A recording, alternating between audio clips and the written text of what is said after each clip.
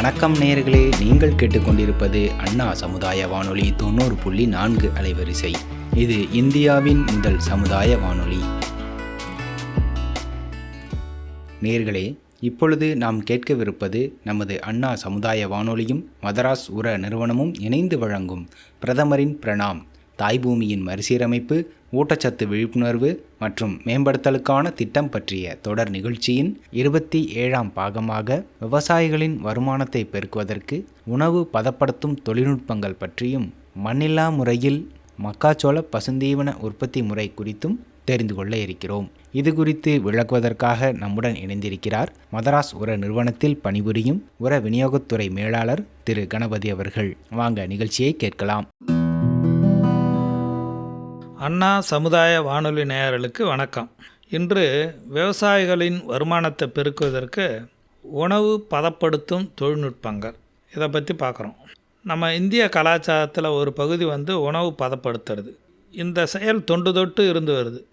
கடந்த சில ஆண்டுகளாக ஏற்பட்ட தொழில்நுட்ப மேம்பாட்டினால் உணவு பதப்படுத்தும் தொழில் பல மடங்கு வளர்ச்சி அடைஞ்சிருக்குது.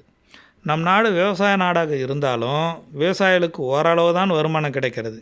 எனவே விவசாயிகளை தொழில் முனைவோர்களாக மாற்றினால்தான் வருமானம் பெருகும். நம்ம மக்கள் தொகையில் 54.6% தற்போது விவசாயம் மற்றும் அதை சார்ந்த துறைகளை நம்பி இருக்கிறாங்க. ஆனால் மொத்த உள்நாட்டு உற்பத்தியில் வேளாண் துறையின் பங்கு பார்த்திங்கன்னா 17.5% இருக்குது. இது கம்மியாக தான் இருக்குது. இந்திய விவசாயிகளின் பிரச்சனையாக இருப்பது விவசாயத்தில் இருந்து வரும் வருமானம் குறைவாக இருக்கிறது தான்.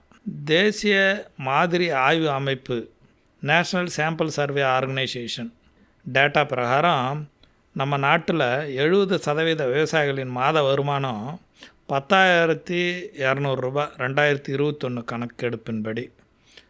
ஆகையினால் விவசாயிகள் வேளாண் தொழிலில் இருக்கணும்னா அவர்கள் வருமானத்தை ரெட்டிப்பாக்கணும்.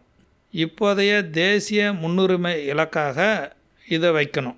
தானிய உற்பத்தியில் சீனா 582 million ton, America 475 million ton, இதுக்கு அடுத்தபடியாக இந்தியா 294 மில்லியன் டன் இந்த அப்பிடா கணக்கு பிரகாரம் இருக்குது. தானியங்கள் மற்றும் பயிர் வகைகளின் உற்பத்தியில் இந்தியா தன்னிறைவு அடைஞ்சிட்டாலும் அறுவடை பொருட்களை சரியான முறையில் பாதுகாக்க முடியாமல் 20-40% வரை வீணாகுது. உலக வர்த்தக அமைப்பின் அறிக்கையின்படி இந்தியாவில் உற்பத்தி செய்யப்படும் உணவு தானியங்கள் மற்றும் பயிர் வகைகள் 2% மட்டுமே பதப்படுத்திய உணவாக மாற்றப்படுது. ஆகையினால் அறுவடைக்கு பின் தங்களுக்கு ஏற்படும் இழப்பினை தவிர்க்க பல்வேறு தொழில்நுட்பங்களை கையாளணும்.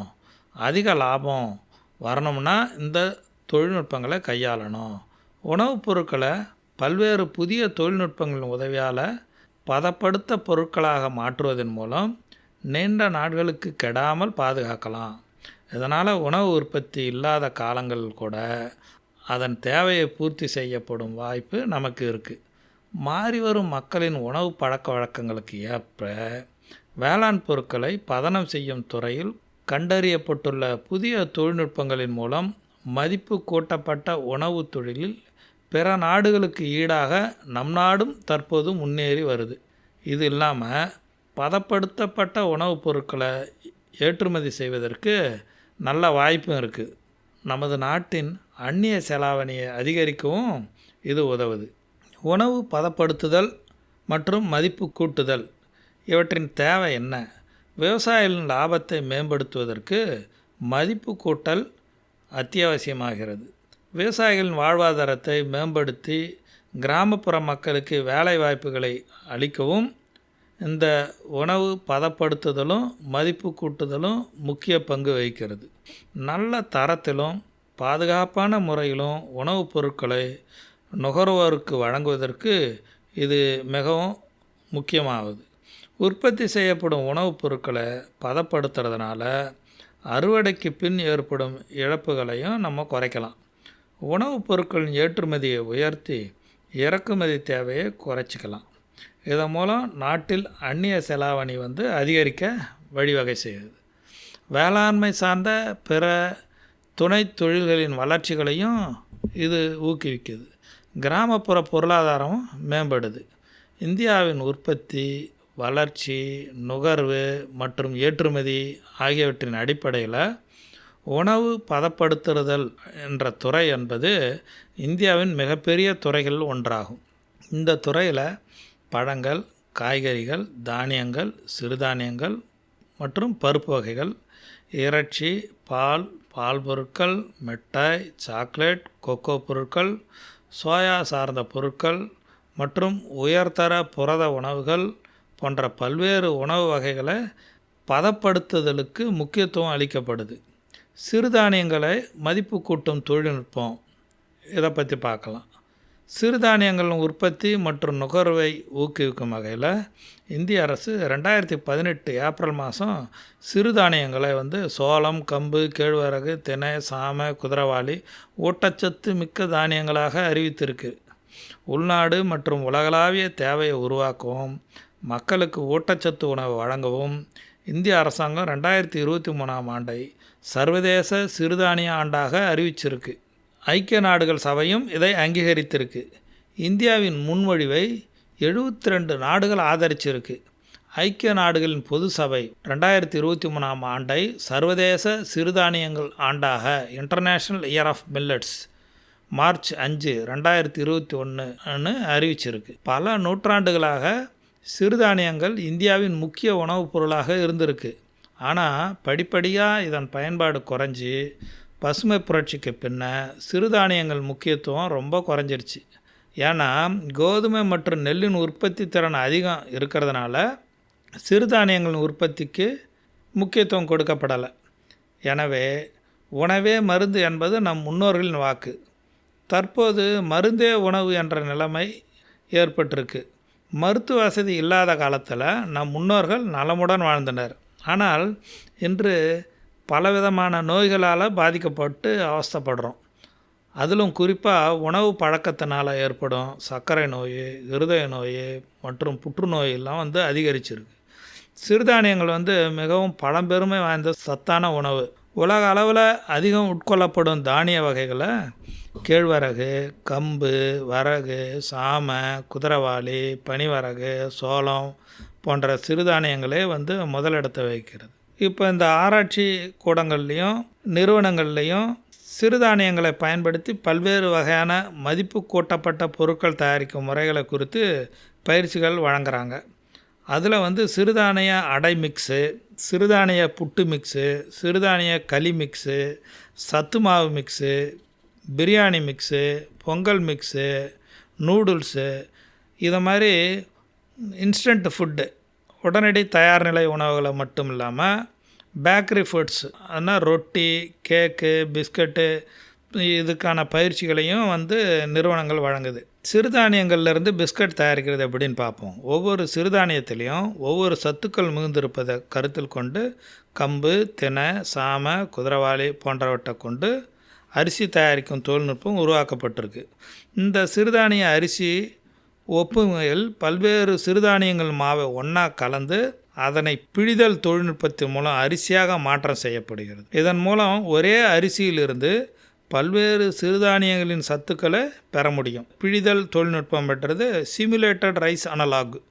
இதை கொண்டு உருவாக்கப்படும் சிறுதானிய அரிசி ஒப்புமைகள் என்பது நுண்ணூட்ட குறைபாட்டை தவிர்க்கும் ஒரு புதிய முயற்சியாகும். இத்தகைய தொழில் தொடங்குவதற்கு குறைந்த முதலீடுகளை தேவைப்படுறதுனால உணவு தொழில் தொடங்குவோரிடையே மிகுந்த வரவேற்பை பெற்றிருக்கு. இந்த தொழில்நுட்பங்களை விவசாயிகள் கையாண்டாக்கா இரட்டிப்பு பலன்களை பெறலாம். இப்போ பருப்பு வகையில் ஒன்றான பச்சை பயிரிலிருந்து இறைச்சிக்கு ஈடான சத்துக்களை பெற்று ஒரு நிலையான உணவுப் பொருள் உருவாக்கப்பட்டுள்ளது. இந்த உணவை உயரிய தொழில்நுட்பமான ரிட்டார்டு ப்ராசஸிங் என்ற தொழில்நுட்பம் மூலம் அதிக வெப்பநிலை, அதாவது 120 டிகிரி சென்டிகிரேட் முறையில் பதப்படுத்தப்படுகிறது. இந்த உணவு வகைகள் தயாரிப்பதற்கு பயிற்சிகளோடு பிழிதல் தொழில்நுட்ப உணவுப் பொருட்களையும் சேமியா, பாஸ்தா, நூடுல்ஸ் போன்ற உணவு சிறுதானியங்களை கொண்டு தயாரிப்பதற்கான பயிற்சியும் கொடுக்குறாங்க. இந்த உணவு சார்ந்த தொழிலில் பதப்படுத்துறதையும் விவசாயிகள் கூட்டாக சேர்ந்து செய்தால் அதிக வருமானத்தை பெறுவதோடு கிராமப்புறங்களில் அதிக வேலை வாய்ப்பையும் உருவாக்க முடியும். இதனால் அவர்களுடைய பொருளாதாரமும் மேம்படும். பழங்களில் வந்து அறுவடைக்கு பின்னால் என்னென்ன தொழில்நுட்பத்தை பயன்படுத்தலாம். பழங்கள் மற்றும் காய்கறிகள் உற்பத்தியில் சீனாவுக்கு அடுத்தபடியாக இந்தியா 2வது இடத்துல இருக்குது. நம்ம நாடு மாறுபட்ட நிலப்பரப்பு மற்றும் பருவநிலை இருக்கிறதுனால இது ஒவ்வொரு பருவத்திலும் பழங்கள் மற்றும் காய்கறிகளையும் உற்பத்தி உறுதி செய்ய முடியுது. இந்தியாவில் பழங்கள் மற்றும் காய்கறிகளின் உற்பத்தி மற்றும் ஏற்றுமதி சமீப காலமாக அதிகரிச்சிருக்கு. இந்தியாவில் பழங்களின் உற்பத்தி 2018-19 97.97 மில்லியன் டன்னாக இருந்து 21-22 107.1 மில்லியன் டன்னாக உயர்ந்திருக்கு. இந்த காலகட்டத்தில் காய்கறி சந்தை உற்பத்தி பார்த்திங்கன்னா 204.61 மில்லியன் டன்னாகவும் விரிவடைஞ்சிருக்கு. திராட்சை, மாதுளை, மாம்பழம், வாழைப்பழம் மற்றும் ஆரஞ்சு ஆகிய பழங்கள் ஏற்றுமதியும் செய்யப்படுது. அதே நேரத்தில் வெங்காயம், கலப்பு காய்கறிகள், உருளைக்கிழங்கு, தக்காளி மற்றும் பச்சை மிளகாய் ஆகியவை ஏற்றுமதி செய்யப்படும் முக்கிய காய்கறிகளாகவும் விளங்குது. பழங்கள் மற்றும் காய்கறிகள் என்பது வேளாண் சார்ந்த தொழில்துறை பொருளாதாரத்தின் அடிப்படை கூறு. நாட்டின் பொருளாதார வளர்ச்சிக்காக பழங்கள் மற்றும் காய்கறிகள் சார்ந்த தொழில்களில் வாய்ப்புகளை மேம்படுத்தவும் ஏற்றுமதியை ஊக்குவிக்கவும் அரசாங்கம் பல மாற்றங்களை அறிவிச்சிருக்கு. வேளாண் ஏற்றுமதி கொள்கை ஏஇபி வேளாண் ஏற்றுமதி சார்ந்த உற்பத்தி, ஏற்றுமதி ஊக்குவிப்பு, விவசாயிகளுக்கு விழிப்புணர்வு ஏற்படுத்துறது மற்றும் அரசாங்க கொள்கைகள் மற்றும் திட்டங்களுடன் ஒத்திசைவு இவையெல்லாம் வலியுறுத்தி இந்திய அரசாங்கம் 2018 தனது வேளாண் ஏற்றுமதி கொள்கையை வெளியிட்டிருக்கு. விவசாயிகளை மையமாக கொண்டு மொபைல் பயன்பாடுகளுக்கு வேளாண்மை ஏற்றுமதி கொள்கை முக்கியத்துவம் அளிக்குது. வேளாண் ஏற்றுமதி கொள்கையை செயல்படுத்தும் போது உழவர் உற்பத்தியாளர் நிறுவனங்கள் மற்றும் விவசாயிகளுக்கு அவர்களின் விளைபொருட்களின் ஏற்றுமதி செய்வதற்கு முக்கியத்துவம் அளிக்கப்படுகிறது. வெளிநாட்டு ஏற்றுமதியில் விவசாயிகளின் நேரடி ஈடுபாடு ஃபார்மர் டைரக்ட் கான்டாக்ட் போர்ட்டல், வேளாண் மற்றும் பதப்படுத்தப்பட்ட உணவு பொருட்களை ஏற்றுமதி மேம்பாட்டு ஆணையம், வேளாண் மற்றும் பதப்படுத்தப்பட்ட உணவுப் பொருட்கள் ஏற்றுமதி மேம்பாட்டு ஆணையம் அப்பிடா இணையதளத்தில் உழவர் உற்பத்தியாளர் நிறுவனம், அதாவது ஃபார்மர் ப்ரொடியூசர் ஆர்கனைசேஷன் அல்லது ஃபார்மர் ப்ரொடியூசர் கம்பெனிஸ் மற்றும் வேளாண் கூட்டுறவு சங்கங்கள் ஏற்றுமதியாளருடன் தொடர்பு கொள்வதற்கான போர்ட்டல், அந்த தளத்தை வழங்குவதற்காக ஃபார்மர் கண்ட்ரோல் போர்ட்டல் அப்படின்றது உருவாக்கப்படுது. போக்குவரத்து மற்றும் தளவாட சிக்கல் கலை நிவர்த்தி செய்தல், இதில் வந்து பார்த்திங்கன்னா விவசாயிகள் மற்றும் உற்பத்தியாளர்கள் கிராம பகுதிகளிலிருந்து முக்கிய நகரங்களுக்கு வேளாண் பொருட்களை கொண்டு செல்வதற்கு இந்திய ரயில்வே கிசான் ரயில் சேவையும் அறிமுகப்படுத்தியிருக்கு. பழங்கள், காய்கறிகள், உணவுப் பொருட்கள் போன்ற எளிதில் அணுகக்கூடிய பொருட்களை கொண்டு செல்வதற்கு இந்திய ரயில்வே இதுவரை 18 வழித்தடங்களை 157 கிசான் ரயில்வே சேவைகளையும் இயக்கியிருக்கு. உணவு பதப்படுத்தும் தொழில்துறை அமைச்சகம் MOFPI operation greens top to total திட்டம் பழங்கள் மற்றும் காய்கறிகளை கிசான் ரயில் சேவையை பயன்படுத்தி கொண்டு செல்வதற்கு ரயில் கட்டணத்தில் வந்து 50% மானியம் கொடுக்குறாங்க. அதே மாதிரி தமிழ்நாடு வேளாண்மை பல்கலைக்கழகம் வேளாண் பெருமக்கள் மற்றும் தொழில் முனைவோரை ஊக்குவிப்பதற்கு விதமாக மத்திய அரசின் நிதி உதவியுடன் சமுதாய அறிவியல் கல்லூரி மற்றும் ஆராய்ச்சி நிலையத்தில் உணவு பதப்படுத்துதல் மையம், அதாவது 253.54 கோடி ரூபாயில் நிறுவியிருக்கிறாங்க. காய்கறி மற்றும் பழங்களை பதப்படுத்தும் இயந்திரங்களான பழச்சாறு புழியிற இயந்திரம், அப்பளம் தயாரிக்க இயந்திரம், பருப்பு பொடி தயாரிக்க இயந்திரம், இட்லி பொடி தயாரிக்க இயந்திரம், முறுக்கு தயாரிக்க இயந்திரம், சேவு மிக்சர் தயாரிக்கும் இயந்திரமும் நிறுவப்பட்டிருக்கு. சமுதாய அறிவியல் கல்லூரி மற்றும் ஆராய்ச்சி நிலையத்தில் மனிதவள மேம்பாட்டுத் துறையின் கீழே காய்கறிகள் மற்றும் பழங்கள் பதப்படுத்தும் தொழில்நுட்பம் பற்றிய வகுப்புகளும் நடத்தப்படுது. இது இல்லாமல் உலர வைக்கப்பட்ட கேரட்டு, பீட்ரூட் பவுடரு, இஞ்சி பவுடரு, இஞ்சி பூண்டு பவுடர், மசாலா பொருட்கள் பற்றிய செயல்முறை விளக்க பயிற்சிகளும் கொடுக்குறாங்க. இந்த பயிற்சியில் மிக முக்கியமான செயல்பாடானது என்னன்னு பார்த்திங்கன்னா, புதிதாக தொழில் தொடங்க ஆர்வமுள்ள வேளாண் பெருமக்களாகட்டும், இளைஞர்களாகட்டும், தொழில் முனைவோர் இவங்களுக்கெல்லாம் மதிப்பு கூட்டுதல் தொழில்நுட்பங்கள், உணவு பாதுகாப்பு மற்றும் தொழில் முனைவோராக மாறுவதற்கு அரசு அங்கீகார தரச் சான்றிதழ் FSSAI சர்டிஃபிகேட் மற்றும் செயல்முறை விளக்கங்களும் அளிக்கிறாங்க. பள்ளி கல்லூரிகள் பயிலும் மாணவ மாணவியருக்கும் இந்த பயிற்சிகள் கொடுக்குறாங்க. மதிப்பு கூட்டப்பட்ட உணவுப் பொருட்களின் தரம் மற்றும் பாதுகாப்பு, இதை பற்றி பார்க்கலாம். ஒரு உணவினை மதிப்பு கூட்டப்பட்ட பொருளாக தயாரிக்கும் போது அதன் தரம் மற்றும் பாதுகாப்பு பல்வேறு அளவுகளில் மதிப்பீடு செய்யப்படணும். இந்தியாவில் பதப்படுத்தப்பட்ட உணவுகளின் தரத்தினை மதிப்பீடு செய்ய இந்திய உணவு பாதுகாப்பு மற்றும் தர நிர்ணய ஆணையம், food safety and standards authority of India, அதுதான் FSSAI செயல்பட்டு வருது. இந்த ஆணையத்தின் வழிகாட்டுதலின்படி தான் ஒவ்வொரு உணவும் பதப்படுத்தணும். இவ்வாறு பயன்படுத்தப்பட்ட பல்வேறு உணவுகளின் தரத்தை ஆய்வு செய்ய ஒவ்வொரு மாவட்டத்திலும் ஒரு டெசிக்னேட்டட் ஆஃபீஸர் நியமிக்கப்பட்டிருக்கிறாங்க. மேலும் ஒவ்வொரு ஒன்றிய அளவிலும் உணவு பாதுகாப்பு அதிகாரி, ஃபுட் சேஃப்டி ஆஃபீஸர் ஒருவர் நியமிக்கப்படுறாங்க. சந்தையில் உள்ள எந்த உணவை பரிசோதனை செய்து அதன் தரத்தை உறுதி செய்வது இவர்கள் கடமையாகும். எனவே உணவு பதப்படுத்தும் தொழில் செய்வோர் மிகுந்த விழிப்புணர்வோடு உணவுகளை தயாரிக்க வேணும்.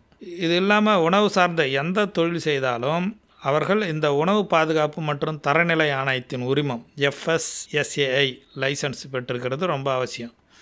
வர்த்தக அடையாளம், பிராண்டிங் பண்ணுறாங்க. ஒரு உணவுப் பொருளின் பாதுகாப்பு மற்றும் தரம் எவ்வளோ முக்கியமோ அதுபோல் வர்த்தக அடையாளமும் முக்கியமானது. பிராண்டிங், வலுவான வர்த்தக அடையாளம் உருவாக்கும் நிறுவனங்கள் தங்களுக்கான வர்த்தக முத்திரைகளையும் லோகோ சேர்ப்பதன் மூலம் அந்த பொருளின் மதிப்பை அதிகரிக்கிறாங்க. வர்த்தக அடையாளம், பிராண்டிங் அப்படிங்கிறது ஒரு பொருளை அதன் தனித்துவமான அடையாளத்துடன் பொதுமக்களுக்கு அறிமுகப்படுத்துவதாகும். இது ஒரு தயாரிப்பின் பெயர், வர்த்தக முத்திரை, லோகோ அப்படின்னு சொல்கிறாங்க. வடிவமைப்பு போன்ற அம்சங்களின் மூலம் தன்னை வேறுபடுத்தி கொள்ளும் வகையில் இருக்கணும். ஒரு உணவுப் பொருளுக்கு ஒரு நல்ல வர்த்தக அடையாளம், பிராண்டிங் இருந்தால் உற்பத்தி செலவுகள் ஒரே மாதிரியாக இருந்தாலும் அதன் போட்டியாளர்களை விட அதிக விலைக்கு விற்க முடியும். ஏன்னா அதிகம் வாங்கும் திறன் கொண்டவர்கள் முதலில் வர்த்தக அடையாளத்தை மாத்திரமே கவனிக்கிறாங்களே, அந்த பிராண்ட் இமேஜ் இதை பார்த்து தான் வாங்குகிறாங்க. எனவே அந்த பிராண்ட் இமேஜ், அந்த வர்த்தக முத்திரையை தேர்ந்தெடுக்கும் போது விவசாயிகள் தங்களிடம் உள்ள மதிப்பு கூட்டப்பட்ட உணவுப் பொருளுக்கு நுகர்வோரை ஈர்க்கும் வகையில் பெயர் சூட்டினால் சந்தைப்படுத்துதல் மிகவும் எளிதாக இருக்கும். ஒரு புதிய வணிகத்தை தொடங்க விருப்பமுள்ளவர்கள் வர்த்தக அடையாளம் மற்றும் முத்திரை, அதாவது பிராண்டிங் அண்டு லோகோ நிபுணர்களின் வழிகாட்டுதலோடு தேர்ந்தெடுத்தால் நல்ல பயனை பெறலாம். நமது இந்திய அரசாங்கம் 2025க்குள்ளே 15% உணவு பதப்படுத்துதலை அதிகரிக்கணும் அப்படின்னு ஒரு இலக்கு வச்சுருக்காங்க. இது இன்றைய சூழ்நிலையில் பதப்படுத்தப்பட்ட உணவுகளுக்கான தேவை அதிகரித்து வருவது விவசாயிகளுக்கு ஒரு வரப்பிரசாதம்.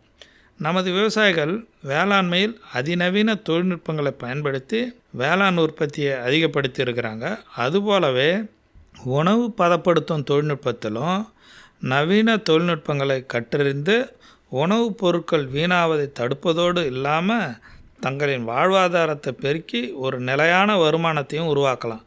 ஆகையினால் உற்பத்தி திறனை அதிகரிப்பதோடு மதிப்பு கூட்டப்பட்ட பல்வேறு வகையான தரமான உணவு வகைகளை உற்பத்தி செய்வதன் மூலம் விவசாயிகள் தங்கள் வருமானத்தை இரட்டிப்பாக்கி வாழ்வாதாரத்தை மேம்படுத்திக்கலாம். அடுத்து மண்ணில்லா முறையில், அதாவது ஹைட்ரோபோனிக் சிஸ்டம் அப்படின்னு சொல்லுவாங்க. அதில் மக்காச்சோள பசுந்தீவன உற்பத்தி எப்படி பண்ணுறது அப்படின்ற தலைப்பில் இன்றைக்கி உங்களுக்கு சொல்ல இருக்கிறேன். பசுந்தீவனம் பால் உற்பத்தியின் இன்றியமையாத அங்கம். பசுந்தீவனம் கால்நடைகளுக்கு ஒரு இயற்கையான உணவு. தற்போது தேவைக்கு ஏற்ப பசுந்தீவன உற்பத்தி கால்நடை வளர்ப்போர் மத்தியில் பெரும் சவாலாக மாறியிருக்கிறது. இதற்கு முக்கிய காரணம் அதிகரித்து வரும் மக்கள் தொகை, உணவு பயிருக்கான நிலப்பரப்பு தேவை போன்ற காரணிகள் ஆகும். இதனால் பசுந்தீவன உற்பத்திக்கான நிலம் ஒதுக்கீடு மிகவும் குறைவாக இருக்குது. கறவை மாடுகளுக்கு பசுந்தீவனம் கொடுக்கும்போது பால் உற்பத்தி, பால் தரம் மற்றும் இனப்பெருக்க செயல்திறன் நிலைப்படுத்தப்படுது. எனவே கறவை மாடுகளுக்கு தரமான பசுந்தீவனத்தை தொடர்ந்து கொடுக்க வேண்டும். வழக்கமான முறையில் நிலப்பரப்பில் பசுந்தீவன உற்பத்தி செய்வதற்கு அதிக அளவு இடவசதி, தண்ணீர் மற்றும் ஆட்களும் தேவை. சிறு மற்றும் குறு விவசாயிகள் தீவன உற்பத்திக்காக வயல் நிலப்பரப்பு இல்லாமல் கால்நடைகளை மட்டுமே வளர்க்கின்றனர். மேலும் பெருநகர, துணை நகர்ப்புறங்களில் நிலம் இல்லாமல் கால்நடைகளை மட்டுமே வளர்க்கும் சிறு மற்றும் குறு விவசாயிகள் தினமும் பசுந்தீவனத்தை விலைக்கு வாங்கி வருகின்றனர். கால்நடை வளர்ப்பு முறை அதிகரித்து வருவதால் பசுந்தீவனத்தின் தேவை அதிகமாக இருக்குது. கால்நடைகளுக்கான பசுந்தீவனத்தின் தேவைக்கும் உற்பத்திக்கும் இடையே உள்ள இடைவெளி அதிக அளவு உள்ளது. தற்போதைய சூழ்நிலையில் ஆராய்ச்சியாளர்களும் விவசாயிகளும் தீவனம் மற்றும் கால்நடை உற்பத்தியை மீட்டெடுக்கும் மாற்று தீவனம் அல்லது தீவன உற்பத்தி முறைகளை தேடி வருகின்றனர். ஹைட்ரோபோனிக்ஸ் என்பது பசுந்தீவன உற்பத்தியில் புரட்சி ஏற்படுத்தக்கூடிய நவீன தொழில்நுட்பமாகும். ஹைட்ரோபோனிக்ஸ் என்பது மண்ணில்லாமல் பசுந்தீவனத்தை வளர்க்கும் முறையாகும். இந்த முறையின் மூலம் உற்பத்தி செய்யப்படும் தீவனம் அதிக சத்துள்ளதாகவும் ஆண்டு முழுவதும் நிலையான தீவன உற்பத்தியை வழங்குவதோடும் நீரை சேமிக்கும் முறையாகவும் உள்ளது. இந்த ஹைட்ரோபோனிக்ஸ் முறையில் சுற்றுச்சூழல் கட்டுப்படுத்தப்பட்ட அறையின் மூலம் பசுந்தீவனத்தை உற்பத்தி செய்யலாம். ஆனால் இந்த முறைக்கு பெரிய அளவிலான முதலீடு தேவைப்படுகிறது. எனவே பெரிய அளவிலான பால் பண்ணைகள் இந்த முறையை பின்பற்றி பயனடையலாம். ஆனால் சிறிய அளவிலான பால் பண்ணைகளுக்கு குறைந்த விலை தொழில்நுட்பங்கள் அவசியம். இதற்காக பண்ணையில் கிடைக்கும் மரங்களை பயன்படுத்தி நிழல் வலை குடில் உருவாக்கினால் போதுமானது. ஹைட்ரோபோனிக்ஸ் பசுந்தீவன உற்பத்தியின் நன்மைகள் என்னன்னு பார்க்கலாம். தரமான தீவனம், அதாவது பொது பசுந்தீவனம், உலர் தீவனம் மற்றும் தானிய தீவனத்தை விட மண்ணில்லா பசுந்தீவன உற்பத்தியை, அதாவது ஹைட்ரோபோனிக்ஸ் முறையில் அதிக அளவு ஊட்டச்சத்துக்கள் உள்ளது. இதில் அதிக கார்போஹைட்ரேட்டுகள், தாது உப்புக்கள் மற்றும் வைட்டமின்கள் உள்ளது. குறுகிய காலத்தில் பசுந்தீவன உற்பத்தி இந்த ஹைட்ரோபோனிக்ஸ் முறையில் செய்யலாம். மற்ற தீவனங்களுடன் ஒப்பிடும்போது பெரும்பாலும் 2 மாதங்கள் வரை வளர வேண்டும். ஆனால் ஹைட்ரோபோனிக்ஸ் தீவனத்தை ஒரே வாரத்தில் உற்பத்தி செய்ய முடியும். குறைந்த நீர் தேவை. வழக்கமான தீவன உற்பத்தியுடன் ஒப்பிடுகையில் ஹைட்ரோபோனிக்ஸ் தீவன உற்பத்திக்கு குறைந்த தண்ணீரே போதுமானது. மண் அல்லது குறிப்பிட்ட அளவு நிலப்பரப்பு நிழல் வலை குடிலின் கீழ் வளர்க்க முடியும். எனவே தனி நிலப்பரப்பு தேவையில்லை. தாவர பாதுகாப்பு ரசாயனங்கள். பசுந்தீவன உற்பத்திக்கு ரசாயனங்கள் எதுவும் தேவையில்லை. பணியாளர் மற்றும் போக்குவரத்து. ஹைட்ரோபோனிக்ஸ் பசுந்தீவன உற்பத்தி பால் பண்ணைக்கு அருகில் மேற்கொண்டால் குறைந்த பணியாளர்கள் போதுமானது மற்றும் போக்குவரத்து செலவும் குறையும். எளிதான உற்பத்தி. ஹைட்ரோபோனிக்ஸ் தீவனத்தை ஆண்டு முழுவதும் தொடர்ந்து உற்பத்தி செய்வது மிகவும் எளிதானது. ஹைட்ரோபோனிக்ஸ் முறையில் மக்காசோள பசுந்தீவன உற்பத்தி. 1 லிட்டர் தண்ணீருக்கு 1 கிராம் 19-19-19 என்ற கலவை உரத்தை 0.1% என்ற அளவில் கலக்கவும். மக்காசோள தானியங்களை 24 மணி நேரம் தண்ணீரில் ஊற வைக்கவும். ஊற வைத்த தானியங்களை துணியில் 24 மணி நேரம் முளை கட்ட வேண்டும். 24 மணி நேரம் கழித்து 1 சதுர மீட்டருக்கு 400 கிராம் என்ற அளவில் முளைகட்டிய மக்காச்சோள தானியங்களை பிளாஸ்டிக் தட்டில் பரப்ப வேண்டும். பகலில் 2 மணி நேரத்துக்கு ஒரு முறை தண்ணீர் தெளிக்க வேண்டும். முளைத்த நாற்றுகள் 9ஆம் நாளில் பாய் போல் இருக்கும். பசுந்தீவனத்தை வேருடன் அறுவடை செய்து கால்நடைகளுக்கு தீவனமாக பயன்படுத்தலாம். 1 கிலோ தானியத்திற்கு 5 கிலோ பசுந்தீவனம் கிடைக்கும். ஹைட்ரோபோனிக்ஸ் மூலம் தரமான பசுந்தீவனத்தை குறைந்த விலையில் பெறலாம். பசுந்தீவனம் கிடைக்காத கோடை காலத்தில் இந்த முறை மிகவும் பயனுள்ளதாகவும் இருக்கும். மேலும் பெருநகர துணை நகர்ப்புறங்களில் நிலமில்லாமல் கால்நடைகளை வளர்க்கும் சிறு மற்றும் குறு விவசாயிகளுக்கு ஹைட்ரோபோனிக்ஸ் பசுந்தீவன உற்பத்தி ஒரு சிறந்த வழியாகும். நன்றி, வணக்கம். நேர்கள் இதுவரை கேட்டது நமது அண்ணா சமுதாய வானொலியும் மதராஸ் உர நிறுவனமும் இணைந்து வழங்கிய பிரதமரின் பிரணாம் திட்டம் பற்றிய தொடர் நிகழ்ச்சியின் 27ஆம் பாகம். மீண்டும் அடுத்த நிகழ்ச்சியில் சந்திப்போம். நன்றி, வணக்கம்.